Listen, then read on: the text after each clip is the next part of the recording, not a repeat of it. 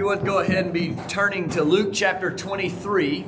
Luke 23, we'll key in on about verse number 26 as we begin our thoughts together tonight. Over the last day or so, I guess, it seems like it was more than a day since we had 3 lessons together, but it really was only yesterday that we spent time together focusing our attention on interactions that some individual had with Jesus, face-to-face interactions that an individual had with Jesus. And as was already mentioned, there are only 2 options as a person enters into a conversation with Jesus, or at least an interaction, and that is either they can leave the interaction the same way that they were before.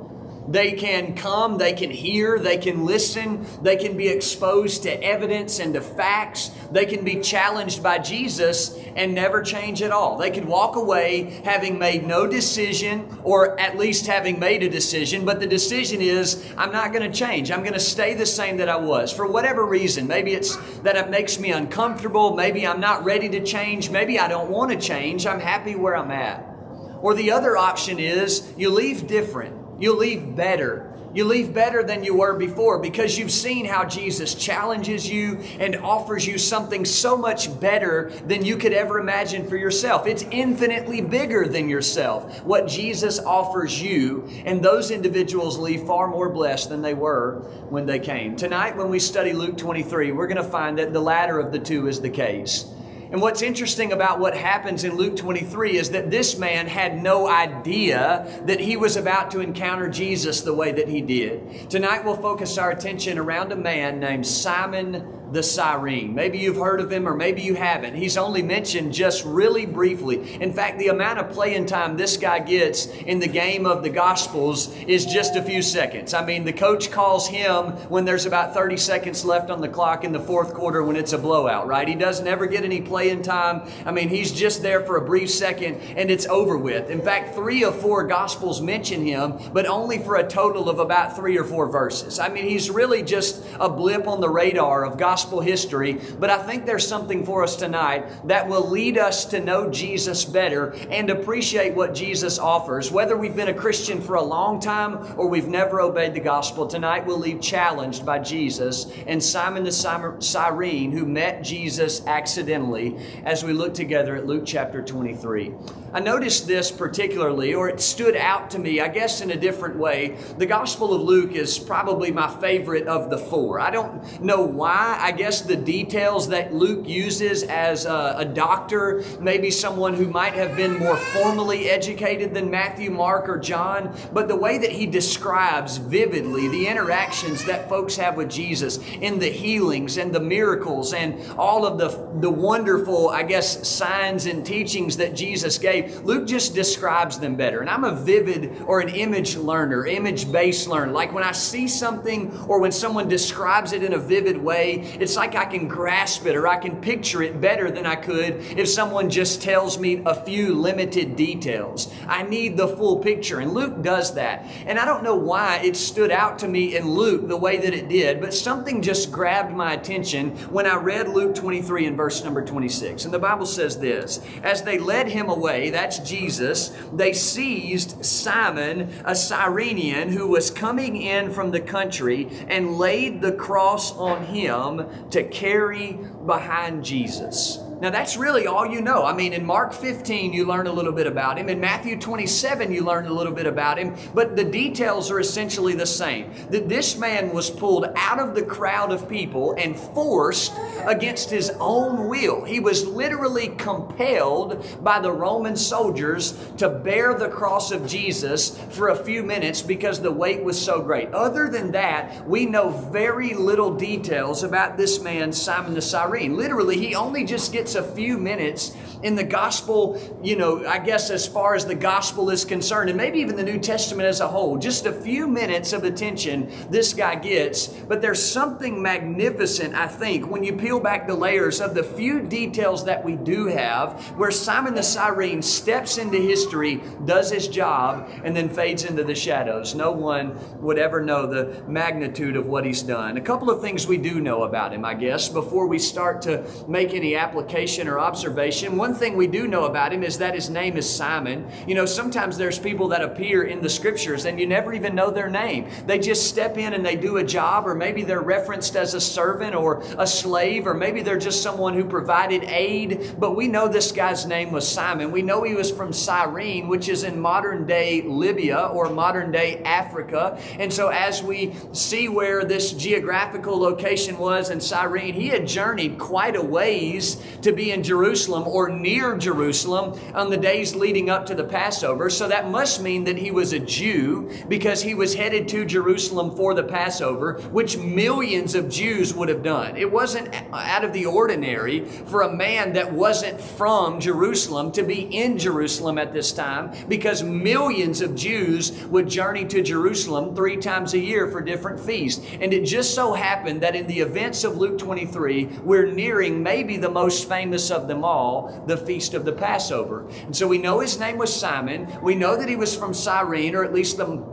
modern day Africa near the Mediterranean Sea, that he must have been a Jew, that he was headed toward Jerusalem for the Passover. And there's one other detail that we learn in Mark's account, and you see it in other passages in the New Testament, that Simon had 2 sons, at least 2 sons, and his sons' name were Alexander and Rufus. That's a really important detail for us as we consider this man, Simon the Cyrene. But here's what we know. Given the details of Matthew 27, Mark 15, and Luke 23, we know that Simon the Cyrene has made his way to Jerusalem for one reason, and that was for the Passover. That he had come a long way as a part of a group of people to make it to the temple, to pay homage to God, to thank God, to remember God and reflect on what God had done, which is what they would do at the time of the Passover. This was a big deal for him to make this journey. And it wasn't surprising that a man from Cyrene was there, because when you get to Acts 2 and you start to read about all of the groups of people that were in Jerusalem on the day of Pentecost, guess which nation of people are mentioned in Acts 2 and verse 10? It was the people of Cyrene, Acts 2 and verse 10. So it wasn't unusual then for a man from Cyrene, a Jew, to journey to Jerusalem for a feast. 3 feasts, major feasts: Passover, which is in Luke 23, Pentecost in Acts 2, and the Feast of Tabernacles. And you think about all of these reasons why Simon would have been there, and it wasn't unusual for a guy like Simon to be there at a time like this. But here's what I don't know about Simon. I don't know how much Simon knew about Jesus.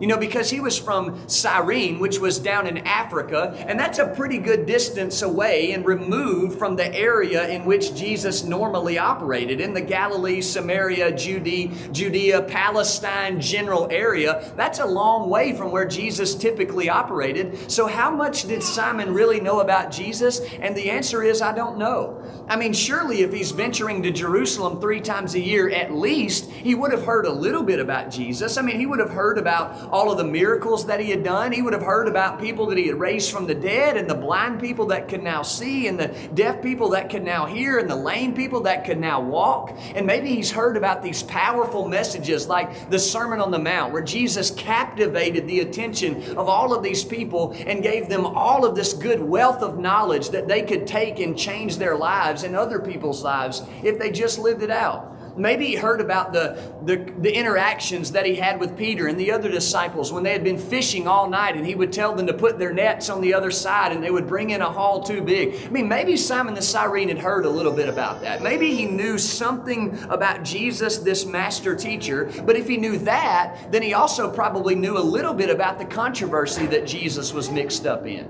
That it was very likely that he had heard the scribes and the Pharisees and all of the other enemies of Jesus say bad things about him. While people are saying good things, he's a teacher and he's a healer and he's a rabbi. Surely there's always a naysayer that he would have heard about saying, but this guy is a rebel. This guy is a rebel. This guy is a rebel. That's what people said about him all the time. He's going around rebelling against Caesar and the Roman government. He's always causing trouble. And people would say that about him. The Pharisees would constantly try to trap him so they would have just cause to accuse him of the things that they falsely accused him of all along. He had enemies. And so if Simon the Cyrene did know anything about Jesus that was good, it's probably fair to assume that he had also heard the things about Jesus that were presumably bad.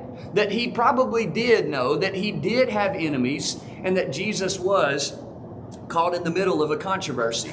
Or maybe he had just heard a few days earlier, as he's getting closer to Jerusalem, that there were millions of people there just days before that welcomed Jesus in, riding on the back of the donkey, praising him. Hosanna, Hosanna, Hosanna, the King of the Jews. Maybe he had heard about that. I'm not sure how much Simon the Cyrene really knew about Jesus, but I think it is fair to say that he probably did know at least a little bit about him, both good and bad. That he had heard of the teaching, he had heard of the miracles, he had heard of all the signs and wonders, but he had probably heard of all the controversy too. All of the bad things that Jesus would have been caught up in with the scribes and the Pharisees. I could also say that it's probably fair to assume that he might have had no opinion of him. I mean, he was so far removed, maybe he had never heard of him. I don't know which one is true. Either he had some general knowledge about him or he didn't know Jesus at all. But one question, I'm sure, lingered in Simon the Cyrene's mind as he got to Jerusalem that day. Why did all of these people want to kill him? I mean, why is it happening this way? I'm sure as he's standing on the side of the road, he's trying to figure out what's going on. I mean, why are all these people gathered up? Why is the road blocked off? I'm just trying to get to Jerusalem for Passover. Why is this road blocked off? And he sees this man coming down the road surrounded by these centurions and these Roman soldiers, and he's carrying a cross that weighed some 300 or 400 pounds, and he's bleeding, and he's got whelps and bruises all over him, and they're hitting him the whole time, and they're spitting on him and cussing at him and insulting him, and he probably has to wonder why. I mean, why are these people doing something to him like that? After all, crucifixion in and of itself, even if he didn't know anything about Jesus, whether he was innocent or if he assumed that based on the fact he's carrying the instrument of his own death, that he must have been a terrible criminal, crucifixion is shameful anyway. We talked about that last night. You know, that if the Jews saw us wearing like a cross around our neck, they would just be so disgusted because the cross is shameful in Jewish culture. I mean, it's horrible. That's the worst way that a criminal could have died. It's shameful. It's awful. It's horrid. It's hard for them to understand, or at least for us to understand, how vivid of a death that it must have been. That certainly there must have been more humane ways to kill a man like Jesus. Even if he had done bad things, there had to be a more humane way to put this man to death. Besides, Simon the Cyrene probably did wonder, what had he done? I mean, what did this man do? Even if he didn't know who it was that was coming down the road, surely he would have been thinking, man, what did this guy do to deserve a death such as this, to die on the cross? Either Jesus was a really, really, really bad man, or he had done absolutely nothing to deserve the punishment that he has received, and all of the people that are accusing him are wrong. Surely there were questions that were happening in the mind of Simon the Cyrene. And that leads us to Luke chapter 23. As we back up together, notice in verse number 15, I want you to see the events that lead up to what's happening. I know you know them. I know we've read them millions of times together, but I don't want us to miss the gravity of the story and what happens with Jesus in this interaction. Let's back up to verse number 15. Pilate has called together all the chief priests and all the leaders and all of the people. And you remember that there are two options. There is Jesus and there is Barabbas. Barabbas is a thug and he's a criminal. He's an awful guy. He's a murderer and he's a rebel and he's an insurrectionist. I mean, he's just an awful, awful guy. And those are the two options that the people have. And Pilate says in verse number 14, you have brought me this man who, quote unquote, misleads the people. That's what they say about Jesus. He's misleading the people. He's giving them false information. He's telling them things that are different than what I'm saying or the Roman government is saying. And so that's why we're accusing him. But he says in verse 14, in fact, I have examined him, and in your presence I have found no grounds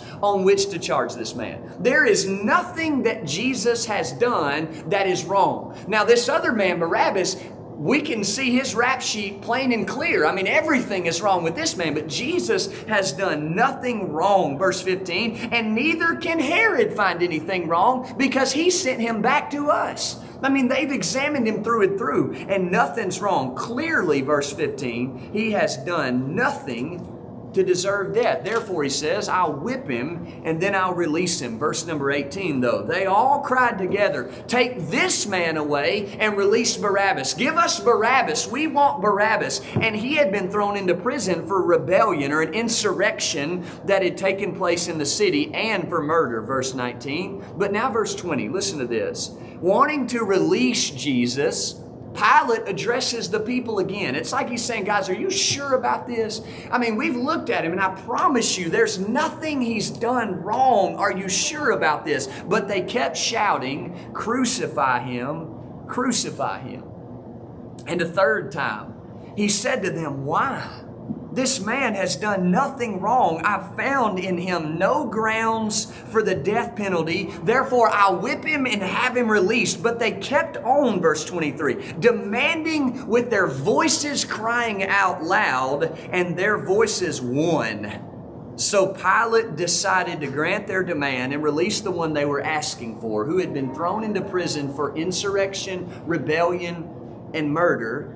And he handed Jesus over to their will. As they led him away, verse 26, they seized Simon a Cyrenian who was coming in from the country and laid the cross on him to carry behind Jesus.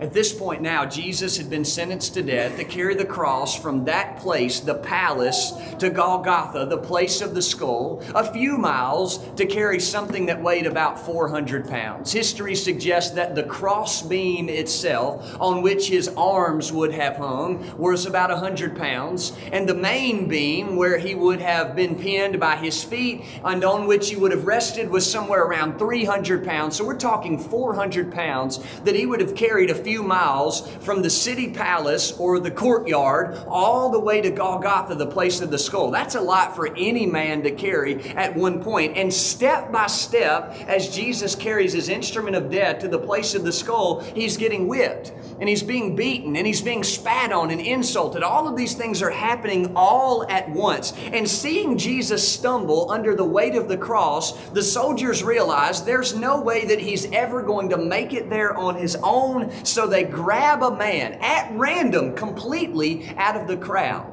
And it just so happens to be Simon the Cyrene that we've been discussing all of this time. That raises tonight to me three observations from Luke 23, Matthew 27, and Mark 15. The three accounts of Simon the Cyrene being forced to carry the cross of Jesus. Three observations that I think will help us tonight. Observation number one, all of this, what happens with Simon the Cyrene, it happens by chance. I believe it with all my heart. There are some things that we say they were divine appointments, like John 4, the woman at the well. I believe Jesus went through Samaria with the intention of meeting this woman. The text says that Jesus had to go through Samaria. Was he bound by law to do that? No. He could have gone around Samaria. He could have hurried through Samaria, but he knew he was going to meet that woman. Like Zacchaeus, right? Luke 19. You hear about Zacchaeus planting himself in the tree, and they say, well, Jesus knew that Zacchaeus was going to be in that tree the whole time. Well, Zacchaeus had heard Jesus was coming. It wasn't by chance that Jesus passed that way. He knew he was coming that way. What happens in Luke 23 when Simon the Cyrene was forced out of the crowd to carry the cross of Jesus, I believe there are things in the text that indicate this was completely by chance. And I believe that because in Luke 23 and verse 26, it mentions that he was coming in from the country. Mark 15 and verse 21, Mark's account says the exact same thing, that he was passing by from the country. That language indicates that he was just there by happenstance, that he was literally on his way. And if he had been 5 minutes earlier, he would have missed the death march and someone else would be carrying the cross. If he was 5 minutes late, he might have said, well, why are all these people here? And what's happening up there? But he wouldn't have been the guy. He was literally passing by, you could say, at the wrong place at the wrong time. He just happened to be caught up by all of these crowds of people. And the language indicates that it was completely by chance, that nothing about Simon's journey to Jerusalem did he plan. He had no idea that day when he woke up that not only would he witness an innocent man carrying his own instrument of death to Golgotha, the place of the skull, but now he would be invited, yea, even compelled to take place in that. He never dreamed it when he woke up that that would happen. Never did he think this is on my agenda today. But what seemed like a chance encounter, I think it became a divine blessing. All of that happened in Luke 23, Mark 15, Matthew 27. All of it happened by chance. That's observation number one. Here's observation number two. He really had no choice. You know, he didn't plan on that happening as he neared Jerusalem that day, but when he was chosen, he had no choice. He had to do it. He couldn't say, oh, no, not me. Why don't you pick someone else to do this job? No one would dare say that to the Roman soldiers. I wouldn't. Neither would you. Because you know how hard they are. You know how harsh they are. You know the training and the hours that they poured into being intimidating and to put on these shows for people to show them that we're bigger and we're more bad than you are. You should be scared of us. And so Simon is standing there, and you can just imagine that this Roman soldier walks up and says, you're the guy. You come here and you pick up the cross of Jesus. Not one of us tonight would say, nope, not me. Pick him. We might be thinking it, but we would never say it, because we know what would happen to us if we denied the direct command of a Roman soldier. We know that that would be the end of our life. And so we would do it just like Simon. He literally had no choice. And here's how I know it. You got to go to Matthew's account for this, because he includes a detail that Mark and Luke don't. Look at Matthew 27. Matthew 27, and specifically I want you to see verse number 32. Matthew 27 and verse number 32. The Bible says, as they were going out, that is, Jesus and the Roman soldiers making their way toward Golgotha, they found a Cyrenian man named Simon. Notice this in verse 32. They forced him to carry the cross. Some of your translations might say they compelled him to carry the cross. At the original language, or in the original language, the root of the word forced or compelled is literally forced against your will. Forced, and you have no right to complain about it or to say no. You literally are going to do this. You have no choice. That word is only used, to the best of my knowledge, one other time in your New Testament, and it's in Matthew 5 and verse 41, where Jesus in the Sermon on the Mount says, if they ask you to walk 1 mile, you go with him 2. Or if they force you to go with him 1 mile, then you go with him 2. And it was commonly known in Jewish culture living in Rome that Roman soldiers, as they were traveling from one place to another, could choose anybody they want to, take off their sacks and all of their gear and hand it to a random person and say, you carry my bag for a mile. And any Jew that was chosen to do that, obviously it would have made them upset. They would have been frustrated that they were the ones chosen to do it. But guess which Jew was going to say no to a Roman soldier? Well, none of them were. They were forced to do it. They had no choice. That's literally the Greek word. They were compelled, forced against their will. And not only that, but it implies some sense of brute force. So it says when they compelled or forced Simon to carry the cross of Jesus, it meant literally that Simon had no other option. That he didn't volunteer to do it. They chose him out of the crowd to do it, and there was not a chance in the world that Simon the Cyrene could say, no, not me. Did they know he was from Cyrene and not there from Jerusalem? Probably not. Did they ask him, Simon, do you think you want to carry the cross for Jesus? They probably didn't do that. Did they threaten him and say, if you don't do this, Simon will kill you? They probably did. That's what Roman soldiers would do. Did they say, Simon, do you want to carry the cross of Jesus? You have a choice. They probably didn't do that either. In that moment, Simon went from going to the place that he wanted to go, which was the temple in Jerusalem, to worship God for the Passover, to wanting to be anywhere other than where he was. It's like, I wanted to go to Jerusalem to worship God, and the next second he's out in the middle of the road with all of these people screaming at the rebel Jesus, and he's the one carrying the instrument on which that rebel Jesus would die. Literally, I can imagine he must have been thinking, why did I leave my house so early? Or why in the world couldn't I have lost my glasses and been a few minutes late? That's probably what Simon was thinking. Like, why couldn't I have done something? Got in a traffic jam of donkeys on the way to Jerusalem. Literally something. I mean, anything, right? Couldn't there have been something that kept me from being here at this time? But in that moment, in the middle of the commotion and in the middle of the insults and in the middle of all the shouts, the dying Jesus was barely able to walk. He was bleeding, he was being whipped, and he was being beaten. And Simon the Cyrene was compelled. He was forced against his will to participate in the greatest injustice in human history. It happened by chance. When he was forced out there, he had no choice. Here's observation number 3. It ended up changing his life. The events in Luke 23, 26, Mark 15 and verse 21, Matthew 27 and verse number 32, the events that happened in those 3 verses when he was compelled by the Roman soldiers, completely by chance, out of the crowd to carry the cross of Jesus, it changed his life forever. Okay? Now here's how I know it. Let's look together at Mark 15. In verse number 21. Mark 15 and verse 21. That's Mark's account of the events that happened. And Mark includes some details that we don't learn in Luke's account, and we also don't learn them in Matthew's account. And that's what I like about the Gospels, that you can read and you can get these details that put pieces together.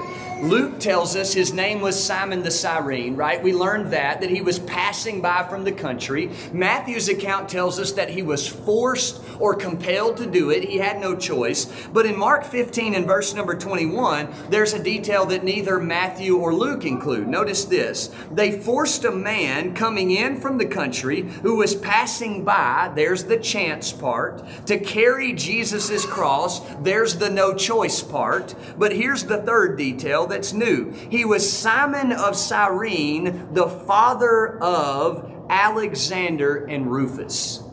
And so naturally, I put all 3 of those passages together, Matthew 27:32, Mark 15:21, Luke 23 and verse 26, and I say, well, why did Mark mention Alexander and Rufus and Matthew not and Luke not?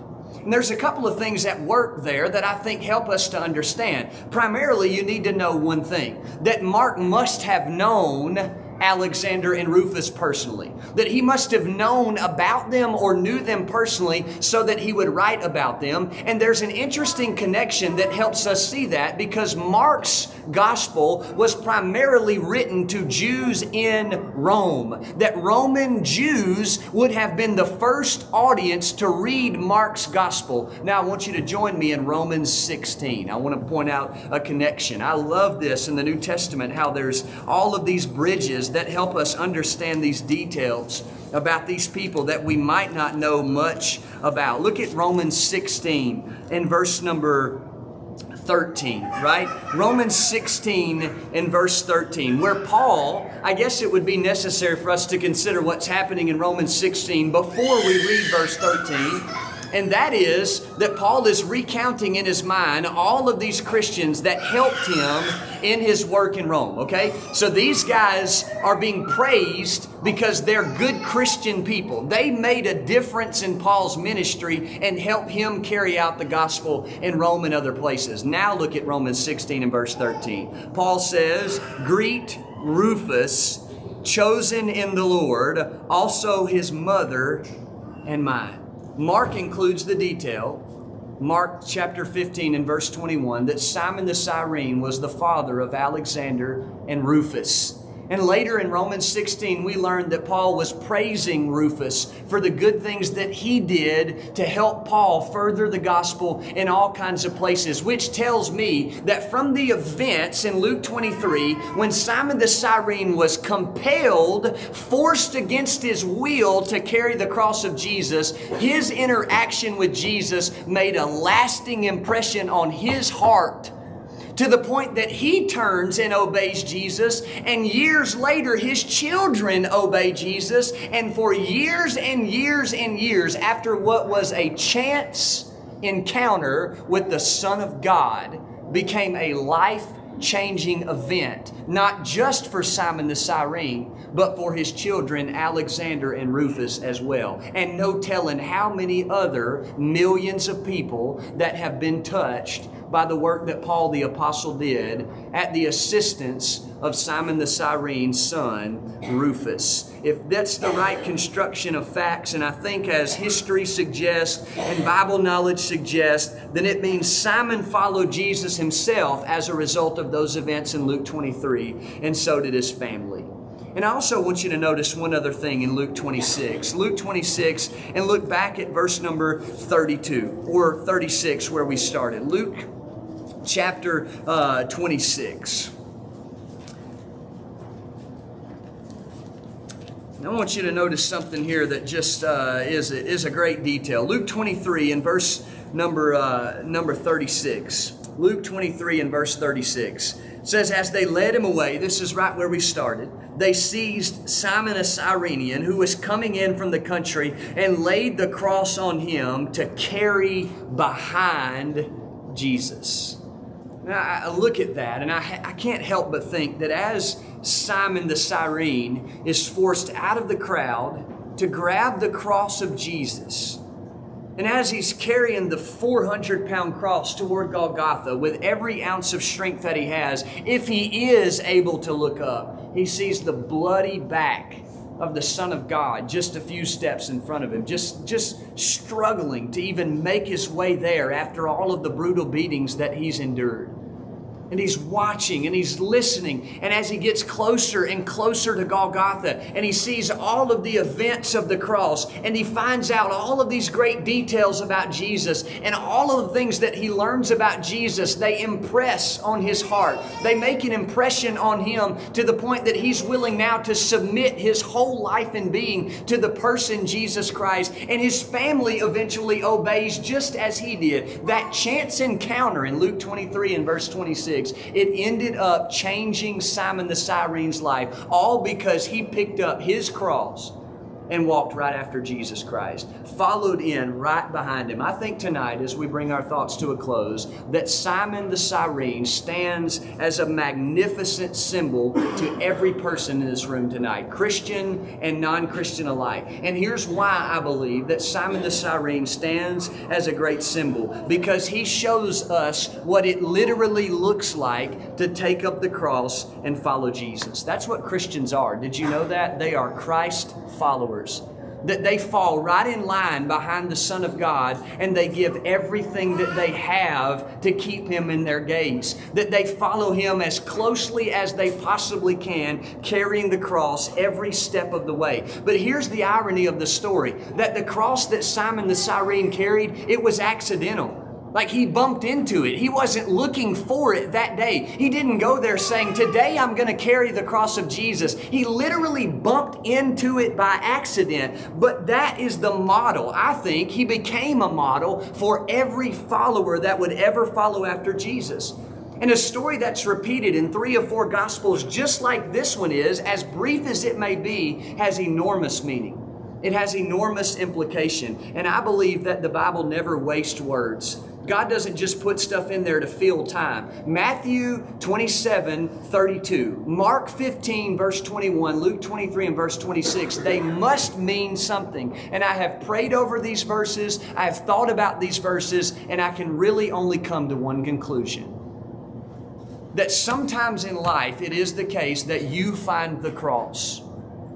Some of you tonight are here because you went looking for it.